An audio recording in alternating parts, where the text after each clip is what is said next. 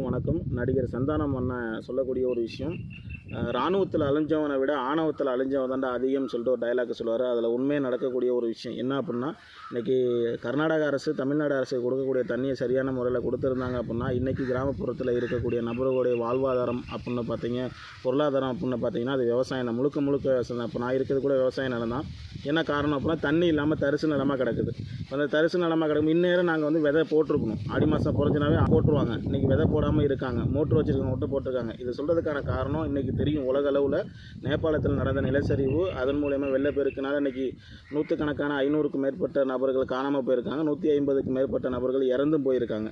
அப்போ அந்த மாதிரியான சூழல் வந்துடக்கூடாது அப்படின்னா, இது ஏன் சொல்லணும்னா, இயற்கை யாராலையும் தடுக்க முடியாது, இயற்கை போகக்கூடிய பாதையில் விட்டுணும். அப்படிங்கிற மாதிரி இன்றைக்கி மக்களுக்கு கொடுக்கக்கூடிய தண்ணி, தமிழ்நாடு அரசு கொடுக்கக்கூடிய தண்ணியை சரியான முறையில் கொடுத்துருந்தாங்க அப்படின்னா நாங்களும் வாழ்ந்திருப்போம், நீங்களும் வாழுங்க.